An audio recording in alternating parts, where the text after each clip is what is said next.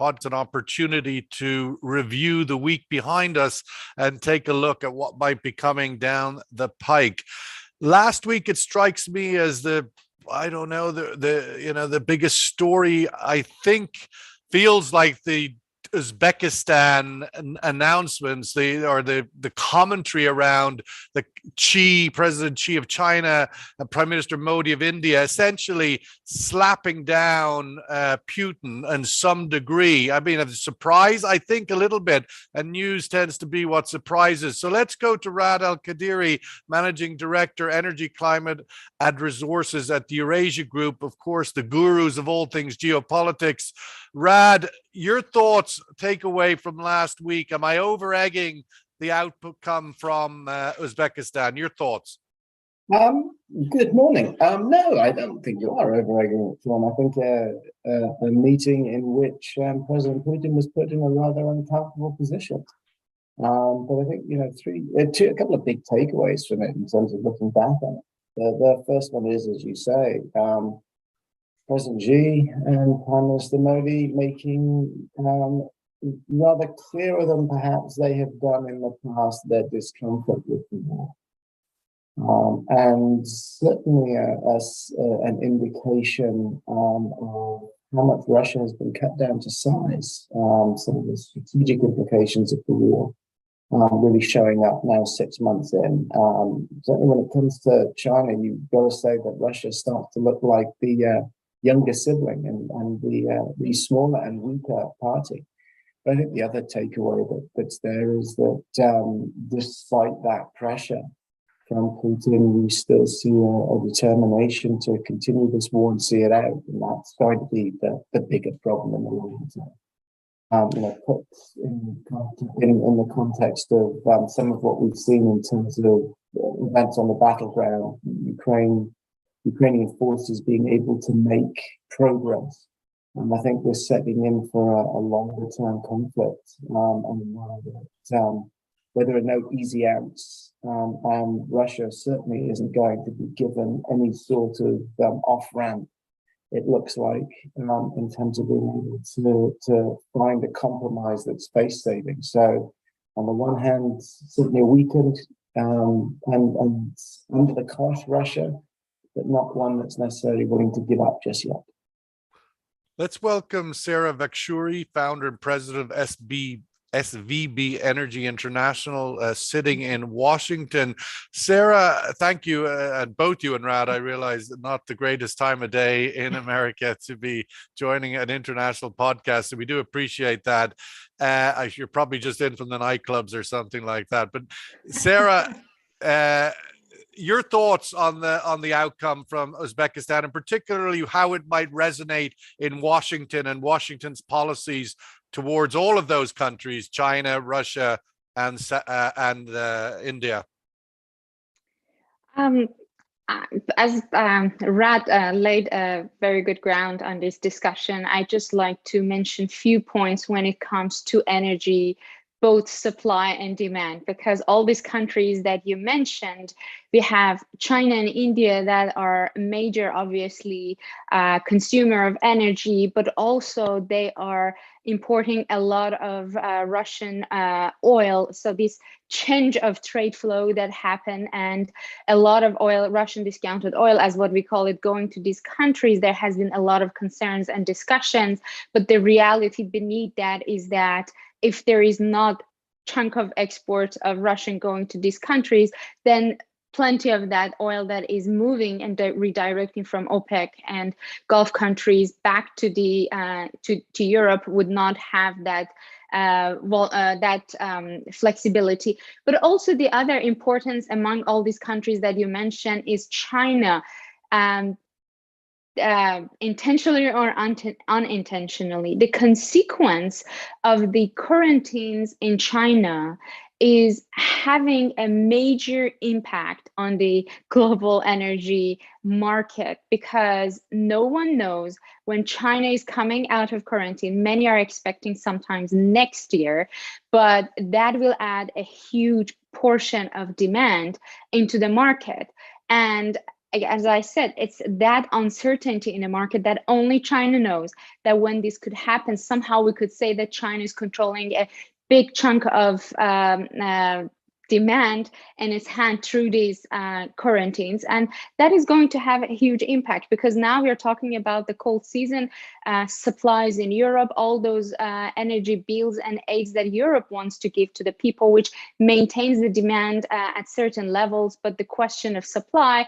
And then here, that huge uncertainty on the demand side comes from China and all those quarantines. So I think all these countries that you mentioned, I was just trying to kind of pick on those countries that would have the largest impact on at least the demand side.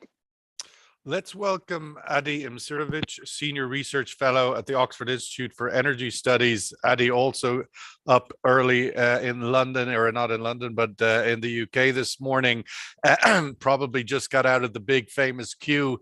But Adi, looking at the events last week, your thoughts on it as well, but particularly in the context, talk about a difficult week for Putin. We had the G7 approve the idea of an oil price cap. Then we had the setbacks on the battlefield, and then Xi and Modi gave him a bit of a slapping. Your thoughts on that sequencing, and does the price cap concept, you think, have legs with the likes of India and China? Right. Well, there's plenty to talk about. Good morning, Yeah. and Good good morning. to be back, Sean. Price cap. Let me kind of be brief about this. I wrote something about it in back in July in Petroleum Economist, but now it's kind of taken a slightly different dimension. Originally, the plan was that Janet Yellen supported was some kind of tariff on Russian imports, which is a great idea, very simple, but Europe can't do it.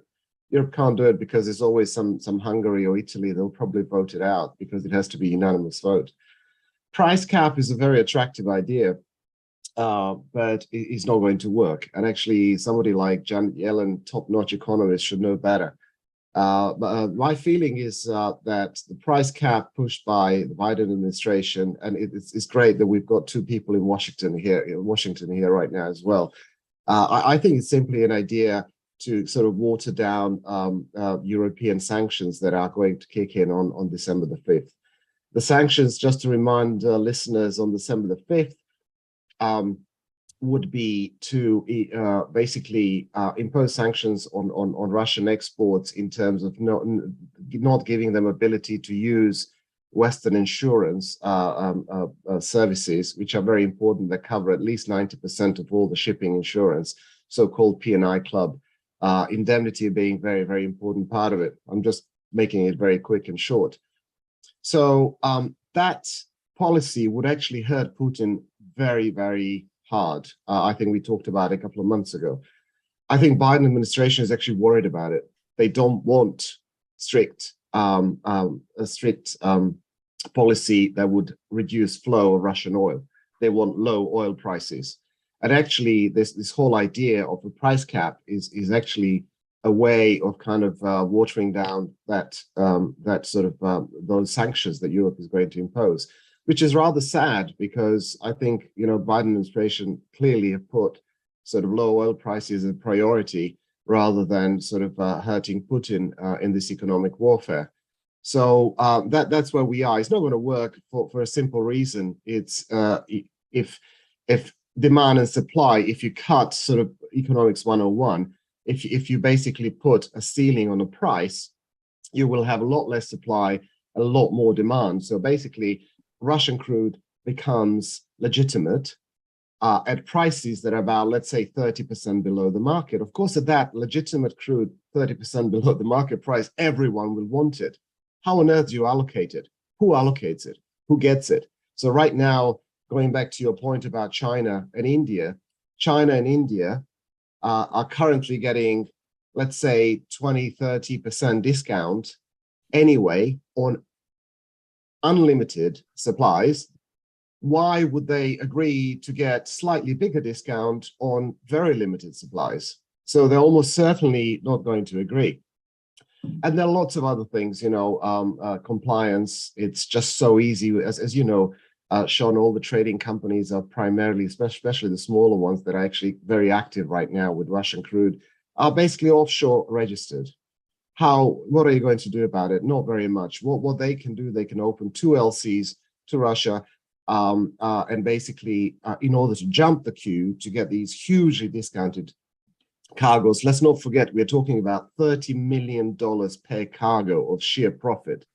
The incentive to cheat is just immense, and there would be a huge amount of cheating. And I think sort of the Iraqi oil for food program would be a joke compared to this in terms of the amount of cheating, corruption, bribery, and so on. So I think it's a very, very bad policy. It sort of sounds like dead on arrival in some regards. Rad, I wanted just to pick up again on the point.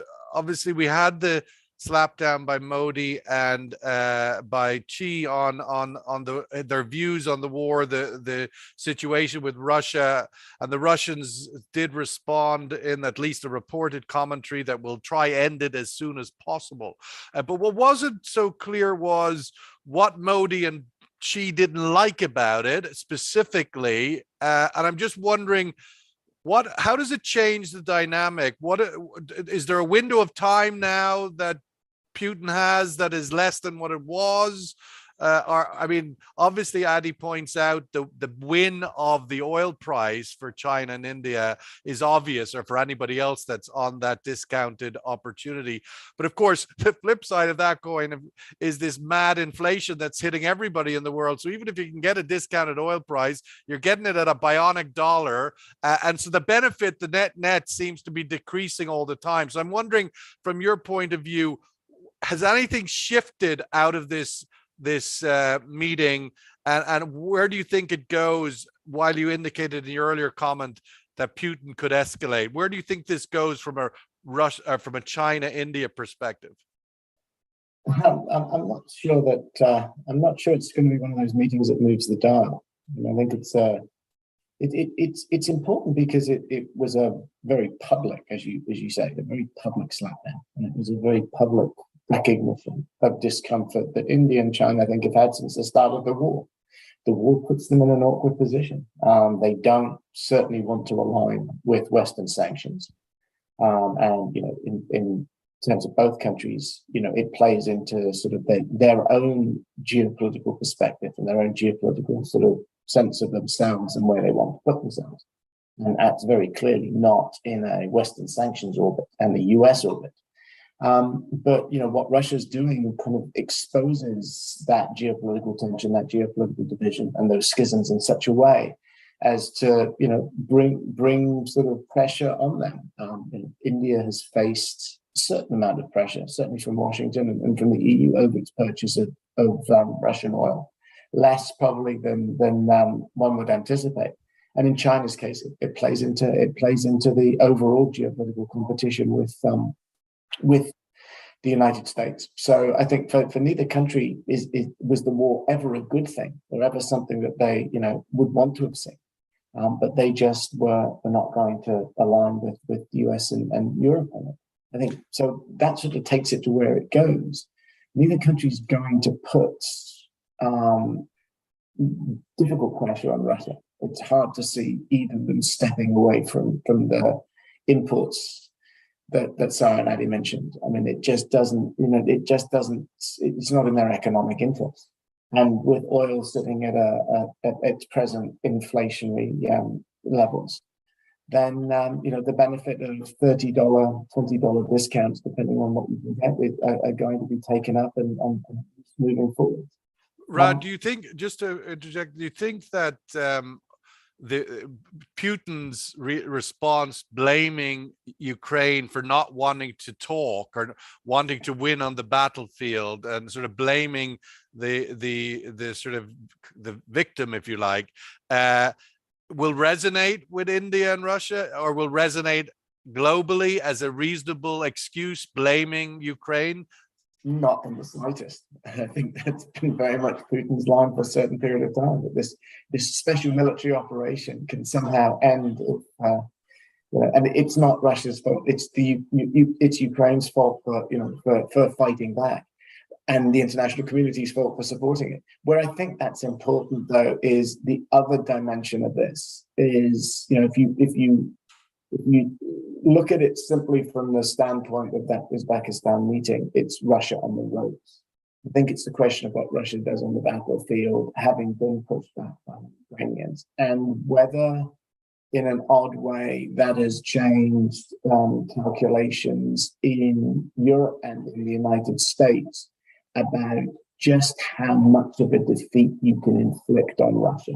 And that creates very, very dangerous dynamics. It raises, not necessarily means it's going to be the obvious way that things are going, but it raises the prospect or the possibility that you have a cornered Russia. And a cornered Russia, I would argue, will be a much more dangerous one, certainly on the battlefield and certainly moving forward. The strategic, what you saw in Uzbekistan, again, was a strategic reality. Russia is going to be the big loser from this war, no matter what. And in energy terms, just alone, the lack of leverage that it has and the sort of the weakness that has been forced upon is evidence. You take that into any other area, yes, it's a vitally important exporter. It's a vitally important component of the energy system. But if you look at it from, gas relations with Europe, if you look at it, the difficulties it is having placing its crude in terms of having to offer sort of big discounts and some of the other threats that are out there, this is a Russia that is certainly not looking as strong now as it was six months ago. No, Sarah, part of the equation here, tangentially, although increasingly and sometimes very much more important, is the Iran nuclear talks, or the absence thereof.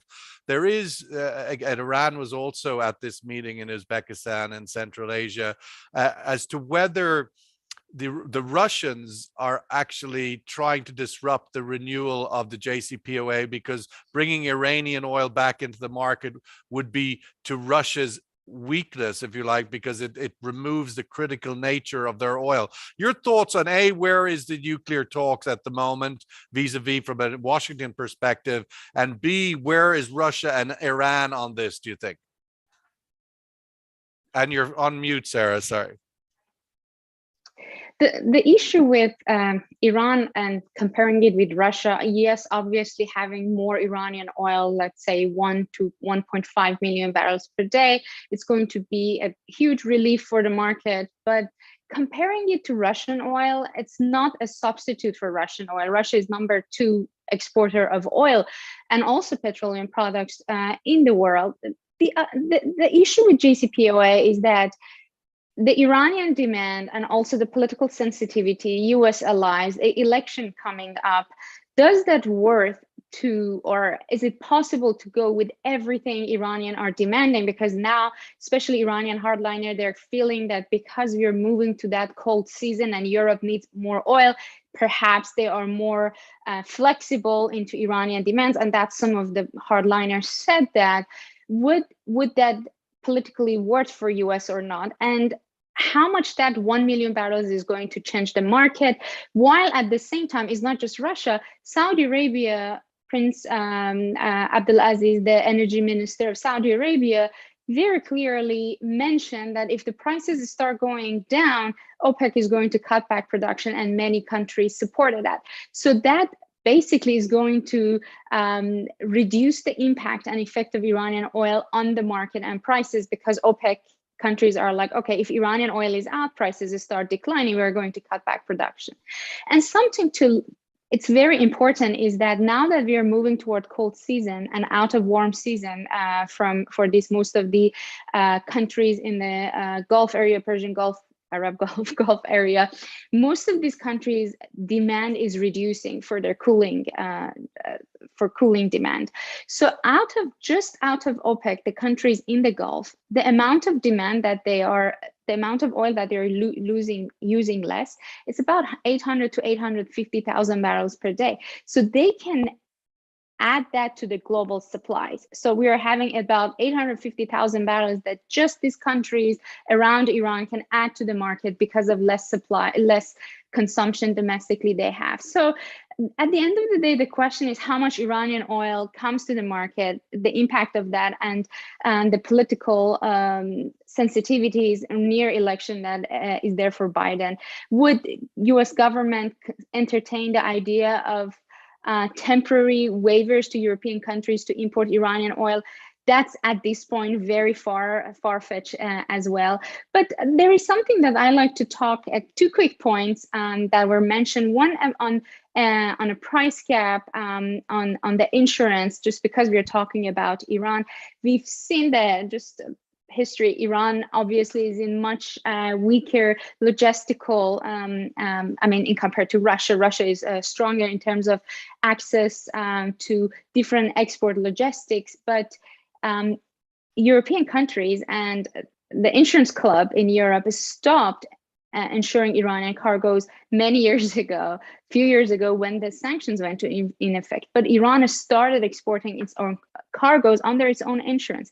This has been the case since Obama administration. So this would be still easy for Russia to export its oil without that insurance. Of course, there are hurdles, but it's not going to be a major hurdle. The other thing on Russia's relevance in energy markets, something that, yes, Russia is not now as huge oil exporter as it was before the war in terms of volumes. And there are arguments that in long-term lack of investment is going to hurt Russian oil and also gas production capacity, perhaps. But something we forget is nuclear. And we just have European Union announcing or recognizing nuclear as a green energy. There are many countries that now are looking at nuclear as a major component of energy transition and energy security.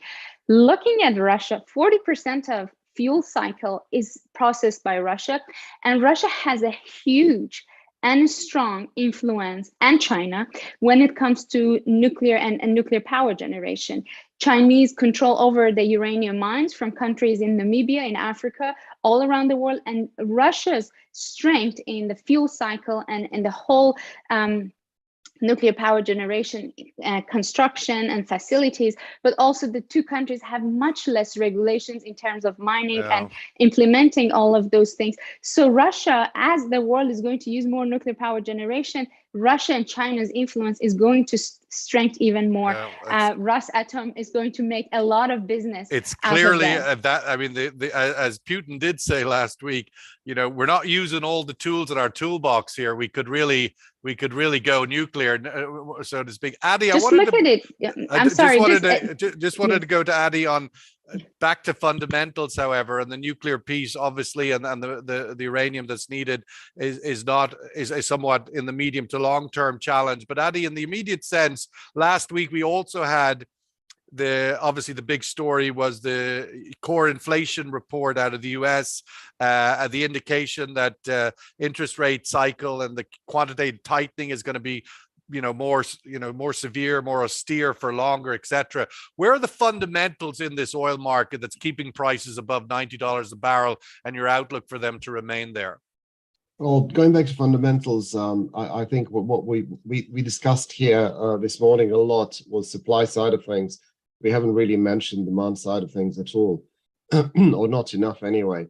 There's still a looming recession in the Western world, including China. I know Rad mentioned, sorry, it was actually Sarah was mentioning the lockdowns, I think, or both. I think what was not mentioned, the subprime situation in China, which is really bad as well. There are a lot of other economic problems in China at the moment, other than lockdowns as well. In terms of US, yesterday, I think Financial Times published a poll of top economists in the United States, and pretty much all of them, or majority of them, believe that interest rates, in order to tame inflation, will have to go well above 4%. Most of them said 5%. So that's double where we are right now.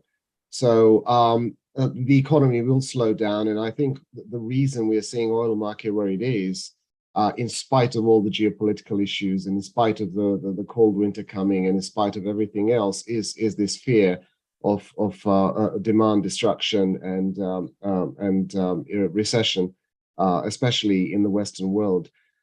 Rates are almost certainly going up again. I think probably even up to 1%, but certainly 75 points. I think I mentioned several times before on your show, Sean, that interest rates and commodities don't mix very well. To take a position of a commodity, you basically have to spend money. It yields nothing. And spending money on borrowing money as well is very expensive. So for speculators to go long, it's extremely expensive. So overall, fundamentally, things don't actually look particularly good, other than the geopolitical situation, European sanctions on Russia, and so on and so forth. And just to underline why and how we can see the fundamental situation is not looking good is the front end of the market, which I still follow very closely. I think in July, when I spoke on your show, Sean, I think I mentioned dated Brent, which is physical front Brent, was trading $10 above forward Brent. Currently, it's trading $1 below. Okay, we have a lot of Nigerian cargoes that, such as Escravos, they're trading $12 and more premium now. They're trading about $7, $8 below that. So the front end of the market is clearly saying it's not great. Most importantly, refinery margins last week collapsed in spite of relatively weak oil, especially in Asia. Even gas oil, we're going to gas oil season. Gas oil actually came off a lot. Dubai cracks are gone negative, and so on. Murban cracks are just about positive, I think. So, fundamentals are not looking that great at all. Let's go to the survey question and that we will be putting out on social media today. How will China and India's critique of Russia's war in Ukraine impact oil prices? Will it be bullish? Will it be bearish? Or will it have no impact? Certainly didn't have a great impact last week. I think people still digesting what this may or may not mean, but I think it's one to think a bit about. Ultimately, Rad, looking forward on that point and the idea that Adi just summed up there, clearly demand destruction versus supply concerns / geopolitics. Your thoughts and outlook for geopolitics to continue to trump the demand destruction concerns and keep prices above $90 a barrel. Obviously even the idea of the US or the EU sanctions on December 5th is to cut off 2 million barrels of Russian oil. That sounds pretty bullish, but where do you think these two things balance out as we go forward? Geopolitics keeping prices elevated despite the weakening outlook for demand. Yeah, I think the geopolitical premium, in as much as it's in there right now, is going to stay. There's a huge amount of uncertainty. Just if you think of what we've covered in the past few minutes, what's out there, and that's going to keep markets. That's going to keep markets, and it's going to keep prices elevated to a certain extent. We've mentioned the signal from Saudi Arabia that where they may or may not be willing to defend prices at this moment in time, says something as well. And one of the statements that caught my eye over the last week that I think has perhaps gone unnoticed is a report from Reuters that hinted that that could be summarized by Saudi Arabia is worried about low oil prices because it will stop non-OPEC investment. That's where we come with energy transitions. The Saudis are now worried about what non-OPEC will do, not just what happens with OPEC. But I think the geopolitical risk is huge out there. But I do agree that those fundamentals are key to watch and dragging it down. The question, I think, as we go into next year is going to be how those fundamentals balance out on the demand and the supply side. We're not in emergency supply circumstances. This is a market that clearly has enough supply in them, even though it's tight. But it is that tightness that starts to ask the question, and geopolitics on top of that can create a lot of pressure. So I think what we're going to have is a market that continues to knee jerk. Worried about any sort of disruption to supply, uncertain about how things like sanctions are going to play out. and what the delta might be. And I think the alternative view on some of the European sanctions is ultimately, they turn out not to be as disruptive, physically disruptive, in much the same way as the Russian war turned out not to be as physically disruptive. That you get the kind of dislocations that Adi and Sarah mentioned. But fundamentally, it's a diversion of flows. It's not actually a stopping of flows. Right. But the fact that we can't point with any certainty, even over the next 2 or 3 months, as to where that goes, gives you the geopolitical risk that you're pointing to. But Sarah, also, I would say in the United States, the fundamentals, hence the challenge with inflation, continues to be quite positive. You're nearly at near full employment. People are still spending loads of money. Gasoline prices are down. So the extra $10 I have in my pocket this week, I'm off to McDonald's. I mean, the US economy is going to keep chugging along and demand with it. That's right. There's still a lot of uncertainty. I think what both Rad and Adi mentioned is very important, because most of the finance guys, investors in the US every day, everybody still is pessimistic.